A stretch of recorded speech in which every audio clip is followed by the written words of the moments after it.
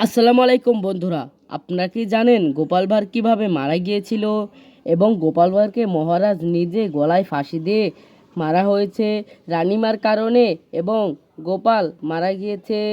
গোপাল কিভাবে মারা গেল এই রহস্যটি আজকে আমরা উদ্যাপন করব। গোপাল ভাঁড় চরিত্রটি খুবই একটা বিনোদন এবং বুদ্ধিজনক কার্টুন। গোপাল ভাঁড় মারা গিয়েছিল মন্ত্রী এবং সেনাপতির কারণে। মন্ত্রী আর সেনাপতি গোপাল ভাঁড়কে দেখতে পারতো না। সেই জন্য একদিন মন্ত্রী আর সেনাপতি মহারাজের সাথে পরামর্শ করছিলেন যে কেন গোপাল ভাঁড়কে আমাদের রাজসভায় রাখা হয়। সে তো শুধু হাসানোর জন্য এবং বিনোদনের জন্য আমাদের রাজসভায় থাকে, শুধু শুধু পয়সা নষ্ট, কারণ আমরা তো এমনিও হাসতে পারি। এই কথা শুনে মহারাজ মন্ত্রী এবং সেনাপতিকে রাজ্য থেকে বের করে দিলেন। তখনই সেনাপতি এবং মন্ত্রী দুইজনে পরামর্শ করলেন যে গোপালকে কিভাবে ফাঁদে ফেলে মেরে ফেলা যায়। তখনই তাদের মনে পড়ে মহারাজের বাড়ি সিন্ধুকে একটা হাড় লুকানো আছে, সেইটা গোটা আর ভটাকে দিয়ে চুরি করায়।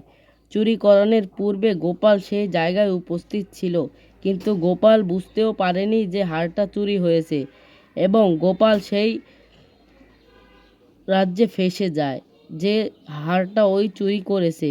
তখন মহারাজ কোনো কিছু জিজ্ঞাসা না করে তাকে ফাঁসির আদেশ দেয়।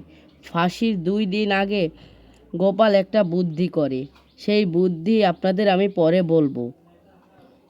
ফাঁসির দিন চলে আসে, গোপাল সবার সাথে দেখা করে তারপর ফাঁসির মঞ্চে গেল।